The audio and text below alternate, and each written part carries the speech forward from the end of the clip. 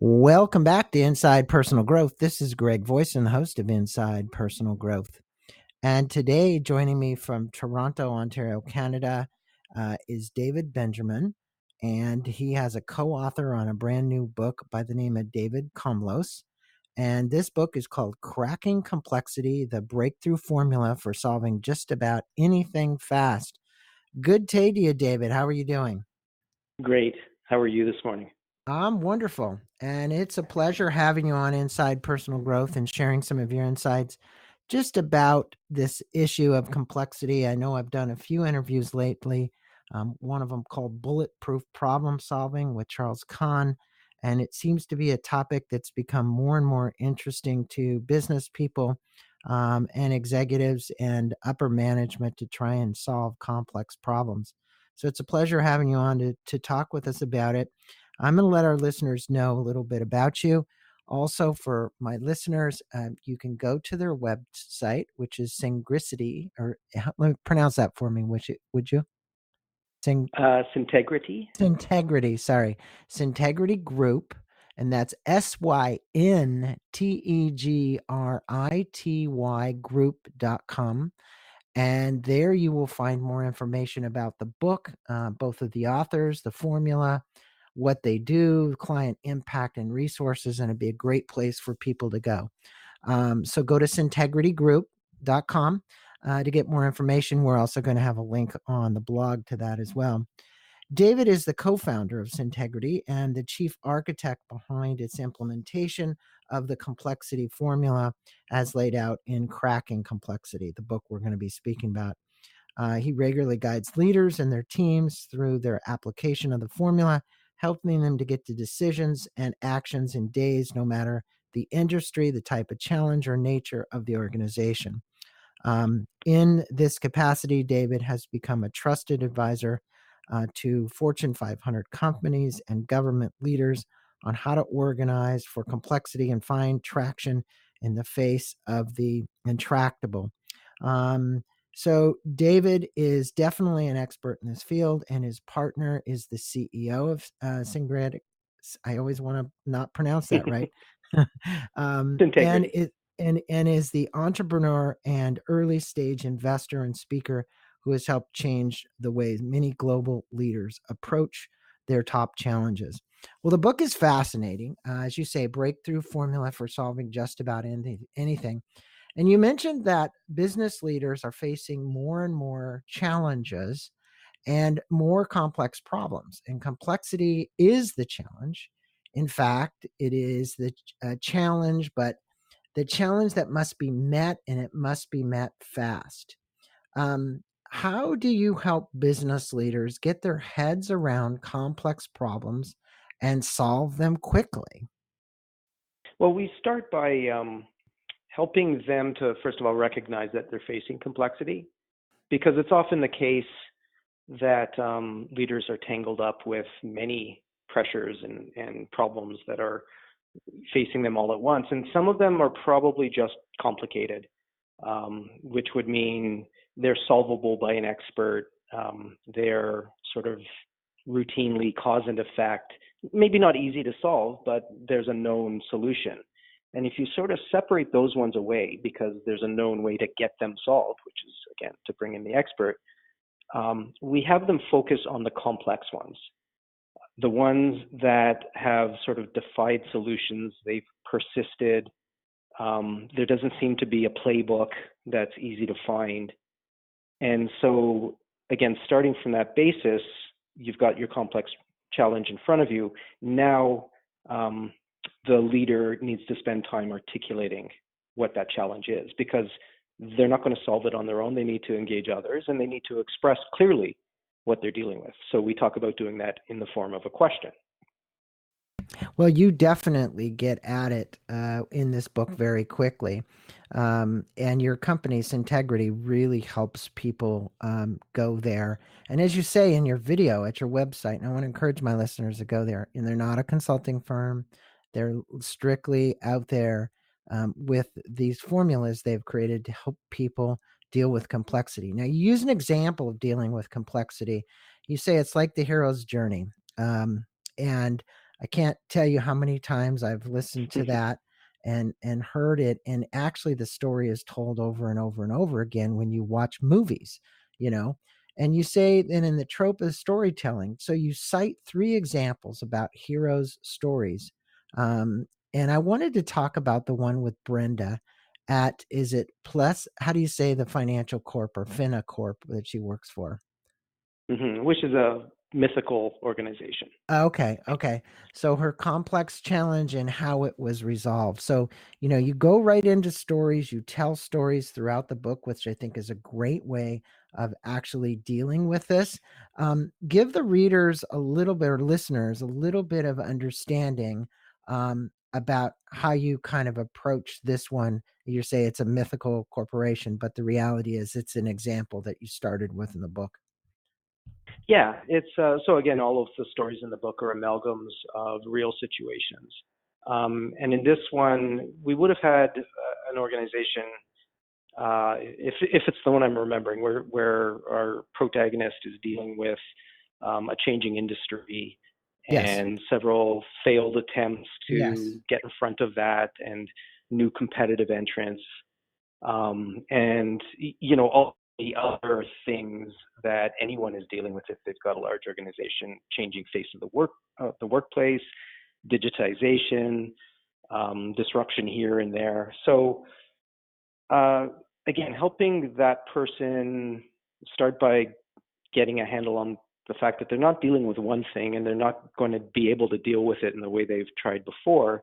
Um, Spending time to frame what it is they're dealing with, again, in the form of a question, and then very quickly thinking about who collectively are all the people that would hold pieces of the puzzle, that would have perspectives and experiences and exposure and access to customers and competitors and everyone else that's affecting the business, um, inside their organization and around it. And sort of working up the courage to bring them all together, and not just bring them all together to sort of be interviewed or offer opinions, but to get into a very concise and frank conversation about how to transform, how to face what's coming, what we have to recognize about our strengths and weaknesses, and what we need to do about it. And I say courage because it's not easy for no. leaders to go there. No, it isn't. And you have a formula for complexity. And as the reader moves through the book, you state that they'll be taken to three major destinations.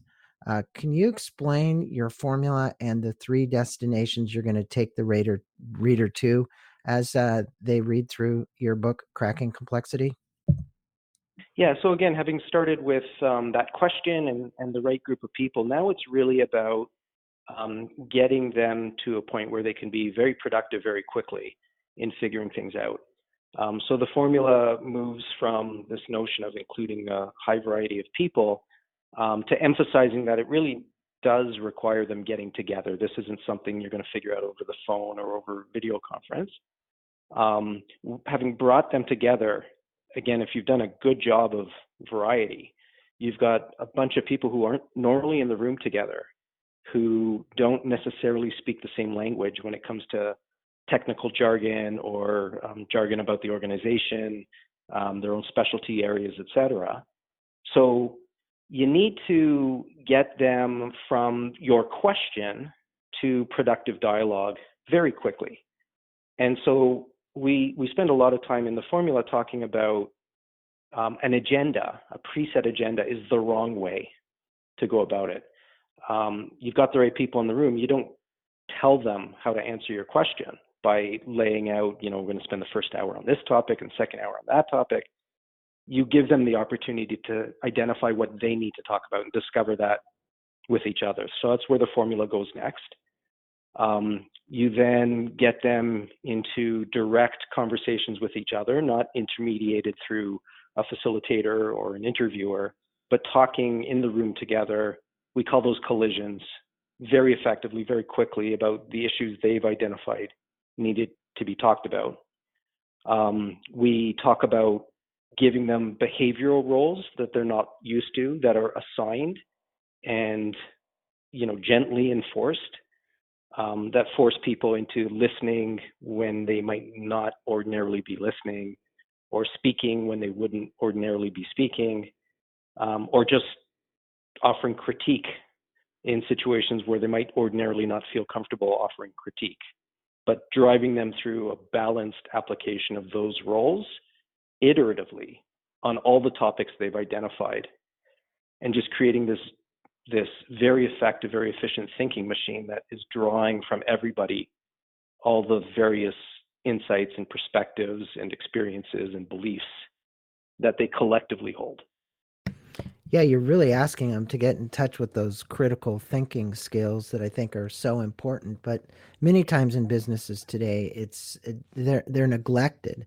Um, and you discussed this new language of the S curve, which consists of your sense, absorb, think, act, and decide. And that's also articulated in the little video when you go into your website.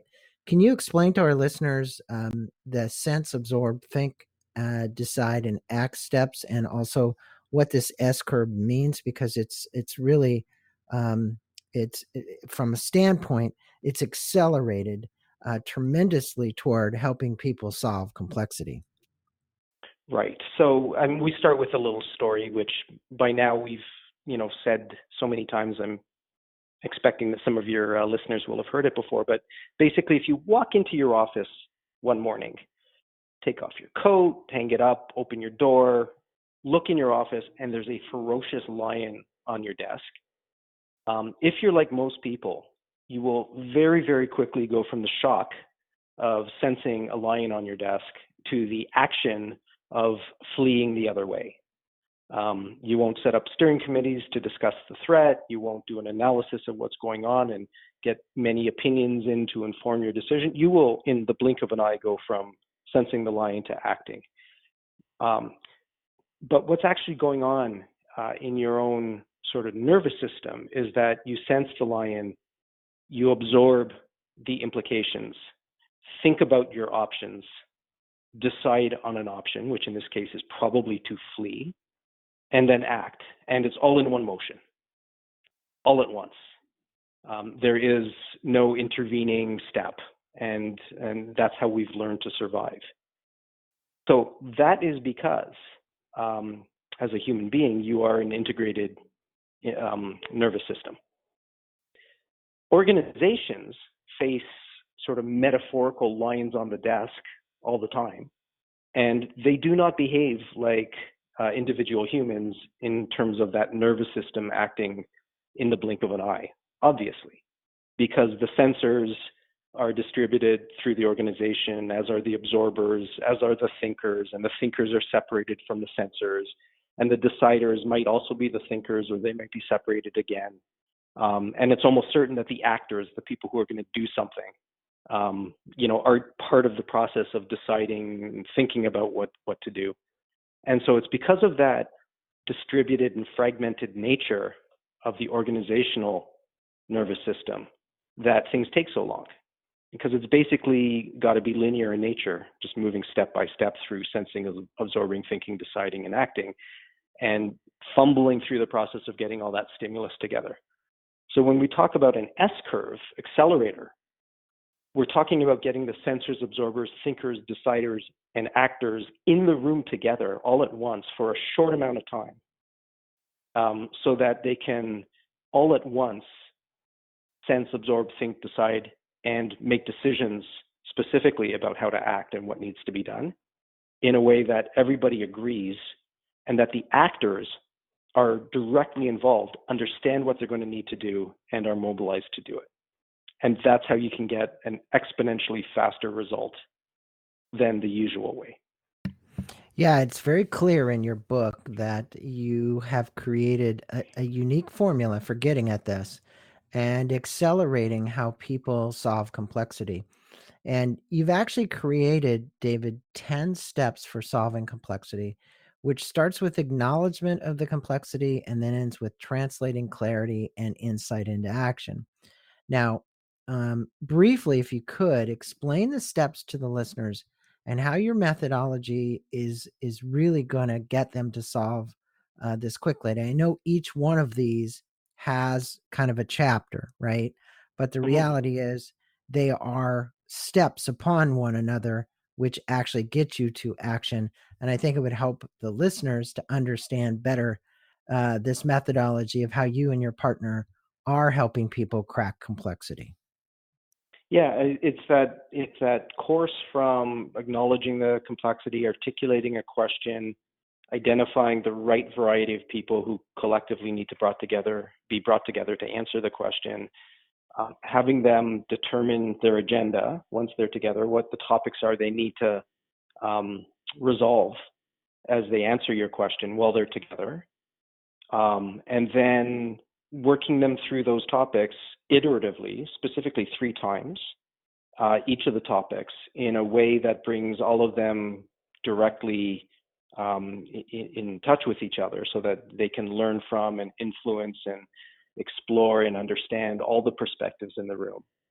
Ultimately, moving through the iterations from a discussion of the issues and the opportunities to idea generation and finally to recommendations. And at that point, um, once they've really primed their own pump through great conversation and through a lot of information sharing, that emergence can happen, that new insights can come, that things can converge in surprising ways for the group. And very importantly, that happened because they were there in the conversation and everybody feels and sees how they influenced the conclusions of the group. And that is absolutely key for what comes after, which is execution. And really, as I was making my way through some of your work, Greg, I was, again, some of what you're saying in some of your written materials really resonated in terms of specifically tuning into intuition and getting people away from doing, um, and sort of pausing the thinking about doing while they just kind of listen to each other and listen to their own perspectives and understanding and beliefs and challenge those things, while holding them off from getting to action. Because we talk Yeah. again, and you do as well, about the importance of shared understanding and understanding before action, so that you get to the right decisions. Well, intuition is a key element, I think, in any business decision making process, including complexity that comes into your life or conflict or whatever you may have to resolve. And I think the more you get in tune with that, the deeper you understand the signs and symbols and things that you're receiving. It's an opportunity to trust it, to start to trust it. I think, obviously everybody has it. The question is trusting it and discerning where it's coming from. And that's a different story altogether. But you do speak about a fascinating thing in your book. You talk about collisions, and in your video, you show two graphics. One where it's kind of like the net, where everything looks like it may have collided, and the other one are all these departments within inside of a company. Speak with you, if you would, about the currency of solving big problems as it relates to these collisions. Yeah, and that's in contrast to sort of the traditional approach to solving big things, which is often, again, to bring in an expert, somebody who's experienced the same or similar situations before, or seemingly has, setting them up at the hub of what we call a hub and spoke model. So at the hub, ready to interview everyone and find out what they think and get their perspectives. And if you think in terms of what I was talking about a few minutes ago, what the sensors are sensing and what the absorbers are absorbing, and just doing the thinking and deciding at the hub. That's the traditional model. Not necessarily the deciding, but the deciding on a recommended course of action, which then goes to approvers. The collision based model is about connecting, again, it might be the same group of people, but connecting them directly with each other without a hub as the intermediary between them, letting them have frank and difficult conversations directly with each other and hear each other and challenge each other and learn from each other. because that is what gets the best from everybody. That is what gets them, furthermore, to a sense of ownership, and not by having them interviewed, because that is an extraction of information that does not buy their belief in their will. And I think for our listeners, they need to understand, and I think many of them do, because the kind of people that listen to this show, this is a unique approach that you and your partner have created. This is not common, because most of the time you say you don't outsource it, you don't go and extract data, right? So I Right. think for our listeners, it would be interesting to understand, what the heck is it that you do? What do you provide? You provide a framework, because most people listening to this who are maybe in mid or upper management are going to be thinking, well, so how does David and his partner helping me? How does Syntegrity get at the issue here? What is your formula, meaning your business model, to make this happen? So very specifically, the business Syntegrity has an implementation of the formula that really focuses on what we would call steps 6 through 9 in the book, and that's the time that people spend together. So what our company does is provide the guidance and structures and engineered collider that will play out while people are together. So very efficient and effective model of driving those collisions iteratively for the group that's been convened, but very much um, obvious and experienced by people through steps 6 through 9. The rest of what we do is help leaders that are dealing with steps 1 through 5 to get ready for that and to do the right thinking and the right framing so that the time together can be effective and efficient for everyone who's brought together there. We also, once that session has concluded, do some neutral sense making on whatever came out and organizing of that content, and then helping a sub team to figure out what to do about it. So just holding their hand through all of that, not offering our opinion, our perspectives, but really getting the best from the group. And that's why we say we're not consultants. We don't carry a specific subject matter expertise, except complexity. We don't come in with an opinion on automotive industry or food industry or financial services industry. We don't come in with a particularly large amount of knowledge on any of those things, but we do know a lot about how to deal with complexity. Yeah, and it's a great approach to this. Now, in what situations where complexity arrives do you most find business leaders adopting your formula and saying, what kind of problems, I should say, do you most frequently find where you're applying your formula, it's working successfully, and business leaders are walking away with great testimonials for its integrity and saying, wow, they did a great job, or their formula and methodology did a great job? I would say, to answer sort of both halves of that question, it's the situations where people have been stuck for a while and have tried a few different things and have quickly discovered, or not so quickly discovered, that they're not getting anywhere meaningful in terms of progress, and that things are changing faster than they are able to adapt to. So it's usually the case that when somebody is first turning to the formula, it's because they're stuck and they've heard about a different approach. They're ready to try anything, and especially they're ready to try something that's faster, and that they're hearing effervescent referrals about. They're hearing from other people who've done it. This will blow you away to do it this way. But they're ready to hear that because, again, they've tried traditional approaches and they haven't succeeded. So And for Go sorry, go ahead. ahead. No, go ahead. That's fine. I was Continue gonna on. I was gonna say, these days that is often, I'd say, in response to something disruptive in the market that seems to be getting away from them. So that might be the impact of Amazon on your pricing strategy and how how you're dealing with the market, or it might be one of those times where you just need to take out cost, or you're growing slower than anticipated, and your shareholders are saying, do something about that. So it's usually those kind of turnaround situations. Yeah, it's really, I think the process that you have developed here, the formula that you've developed, really helps people. And I think the key is the speed at which you can actually accelerate this and get people to resolve this complexity, because this is happening at a much quicker pace inside businesses today. And they're much more challenged with this. And again, I kind of, it's almost like it's such a whole new, unique approach.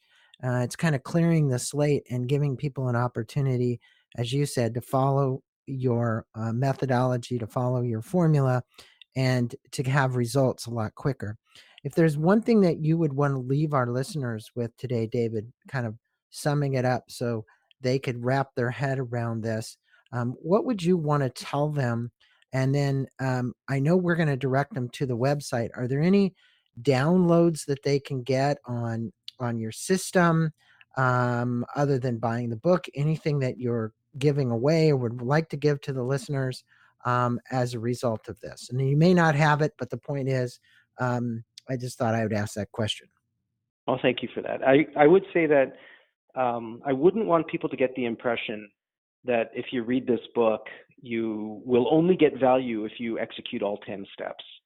Really, we've tried to, and we've heard from people who've read it and are applying some of the content, that each chapter has standalone value, in terms of maybe thinking about how you're composing a team, or how you're running your meetings, or how you're articulating a particular challenge before using whatever technique you're using to get after it.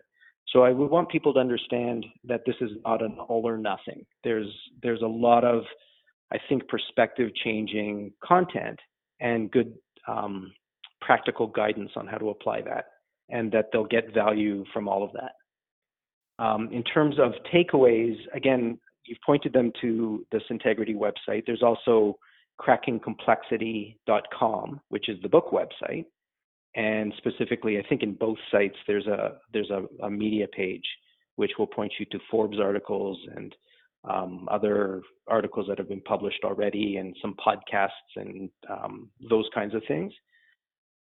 I would direct them to read what's interesting. And if they're not planning on buying the book, there's probably enough nuggets of wisdom in the content we're publishing elsewhere that will get you started. Well, David, it's been a pleasure having you on Inside Personal Growth, and I'm definitely going to put the links to Amazon for this book called Cracking Complexity, the Breakthrough Formula for Solving Just About Anything Fast. It is a book that, if you apply the formulas and the methodologies, which David and his co-author, who is also the CEO of Syntegrity, have developed, you really are going to get some fast results. So go check out Syntegrity. Go check out the websites. We'll put a link up to the book website as well. It's been a pleasure having you on Inside Personal Growth and spending a few minutes with our listeners discussing your book, and really more importantly, how to crack complexity. And we're all faced with it at much more frequent moments than we think. And it really does require implementing something other than the same old thing. I always like the Albert Einstein, keep doing the same thing and expecting different Right. results is the definition of insanity. And the reality is, this is a new methodology. Give it a try. Go buy the book. I'll put a link up there. Get in touch with David and his partner and speak with them about how they're actually doing this inside of businesses. It's a pleasure having you on, David, Inside Personal Growth. The pleasure was all mine. Thank you.